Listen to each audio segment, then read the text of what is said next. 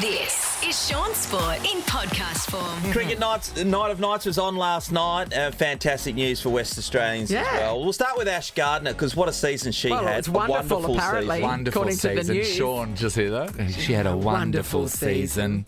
Well, she hit the winning runs it was yesterday, the day before, against South Africa, and she continues to be one of Australia's best. Clearly, she got the award this year, but I was just looking at her IPL contract for the upcoming season. It's $588,000. So she's the second highest paid player in the world to play in the IPL, let alone her Australian contract alone. So, you know, she's making over $1 million, which is amazing. She's an absolute gun. So congratulations to Ash for what a season she's had. And of course, the focus is going to be on Mitch Marsh because the resurrection he's had in recent times has been amazing.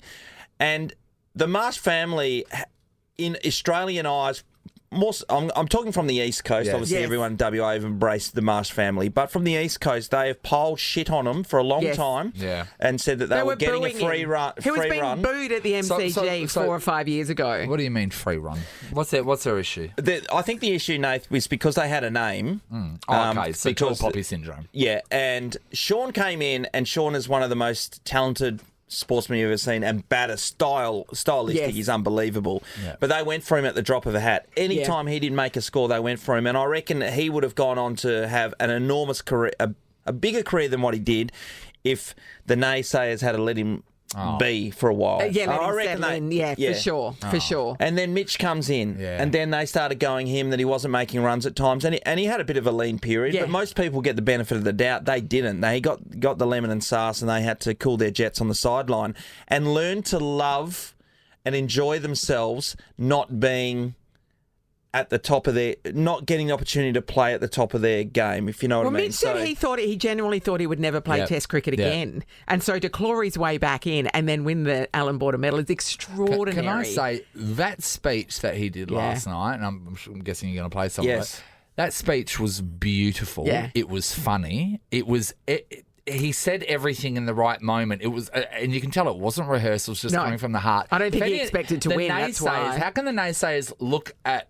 someone's performance and then maybe have some doubt to them, but then see that man stand up and do that and go have any issue? Because that was pure love of family and of the sport and of the opportunity that was given to him. All three of them well said. This is Mitch Marsh. I thought I was done and dusted, but I often spoke to my wife about that I just wanted to get one more crack at it, and it's been amazing. There's no doubt over the last 12 to 18 months playing with, in this team, I felt a lot of love, and it's helped me a lot, so it's been great. I mean, you go back to that press conference where he said, I feel like the most hated player in Australia, because he was being, literally at the MCG being booed by the crowd. And then the turnaround that at the Boxing Day Test this year, he was like a cult hero. And you go, that is a path of redemption, really. And most of the complaints stem from the fact that the Victorians thought that he was getting picked over Glenn Maxwell, wasn't it? Yeah. At the time. Yeah, at the time. But they always was giving Shaun and Mitch a hard time. They thought they were getting a more of a free run, but that's not the case. It's been way more. I mean, David Warner's been playing for Australia for a couple of years, not getting any runs, and occasionally he gets the runs, but he's left in there when he's struggling. By those strategies or statistics, you would bench Travis Head, who's gotten 3 ducks in a row. But before that, he got 100 and it was a match-winning innings. So you go, you do have to give them time to bed themselves in and find their form. The thing that was evident to me when he was thanking his wife and saying the most beautiful things about his wife is how much of a team you must be if you are partnered to a professional sports person, because it's not just them playing, it's you as well. You're literally holding them up. He was like, I could not do this without. It was beautiful. A lot of people credit her, since he started being with her and gotten married, that has really stabilised him and really boosted him enormously.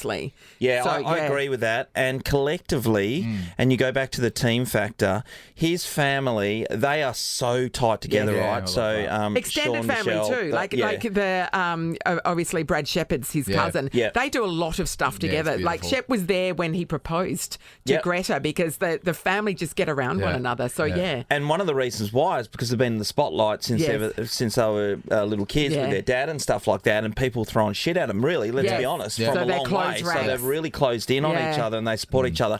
And I know we've mentioned this before about how talented their family are and amazing sports levels. But, I mean, Melissa Marsh, she kind of gets left out because we're always talking cricket, right? Yeah, but she's a Hall of Famer in Australian basketball. She's an absolute freak, an absolute gun. Yeah.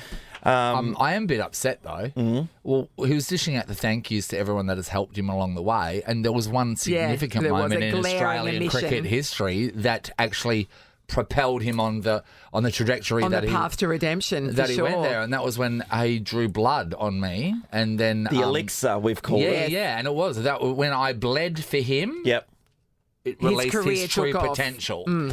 And the fact that he knew once he could not get you out, he's thinking, there's a bit to work on here. And I've learned a lot from this net session. I've learnt that someone can pirouette. In cricket, I learned to watch out for expect anything, expect the unexpected. That's right. Unexpected. Yeah, you think that ramp shot and the reverse sweep and all that? Nah. You haven't seen anything till you've seen a man wrapped in bubble wrap pirouetting, just spinning, like opening up a jewelry box. The ballerina just spinning and bleeding lightly at the same time. And just sprinkling blood all around. So congratulations to the whole Marsh family. As he said, Swampy will be up at the Coral Bay pub. So Mum and Dad moved up there this year to live up in Coral Bay for a year or so. They're living their best life right now, aren't they? I reckon he probably did a bit of damage on the D floor last night too. Well, we are talking about sport, and it always goes back to Mitch Marsh after winning the Allan Border Medal last night and playing himself back into the Australian team, playing himself back into the hearts of the Aussies out there all across this nation. So it's not just Test cricket because he was amazing in that, but he was so good in the World Cup too. Yeah, just smashed them all over the fence. T20s, World Cup, it's all happening. I love how he won it so unexpectedly to him. That's right. He was. And I've never seen someone so humble, so thankful. I don't know. I just thought that was. Yes. That to me was like a screenwriter wrote that, and an amazing actor delivered that speech because it was soft in the right places, funny in the right places, heartfelt in the right places. Crying, I got emotional watching it. Well, he said in one part of the speech that are they going to look back at this moment and write it down as a COVID situation where they put out an asterisk next to his name because it's not quite believable. Self-deprecating as well. Well, everything you want an Australian to be was what he did on that stage when he did his speech. And if he didn't have all the nation Nathan behind him then afterwards clearly he does. You said that they've had some naysayers, the Marsh family, and bring me someone that can say something negative about him right now. That's right. Yeah, so big congratulations to the Bison. The Bison, he's done particularly well.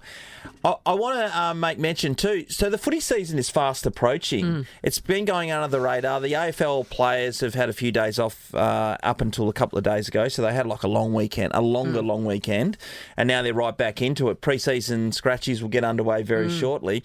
And it was very interesting to see today's paper and not see Harley Reid. What's happened? Has anybody checked on the West? On the back page, or the second page in when they had photos of other AFL footballers. Oh, I did see him on the news last night. Okay, well, that's the same business. Right. So they got the quota there, Nathan. And I got a question for you because they're, of course, training in the heat. And then the boy, the water boy, with the tray of little white plastic cups in the water comes over. Yeah. They all seem to just take one cup and a drink and put it back. Are you only allowed to have a certain amount of water during training? Like, could they just have sculled a whole bottle? Because they all say...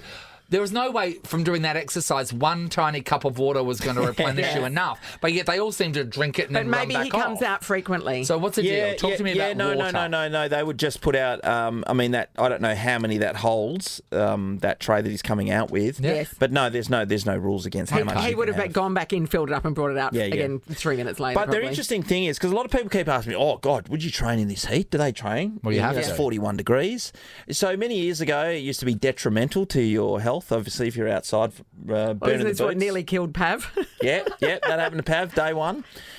He came off the back of schoolies though, so he's a little bit dehydrated, the big man. But then they come to you and said, no, this is what we're doing. We are going to train in the heat at 41 degrees because not only mentally you've got to be able to get yourself up for it, but physiologically,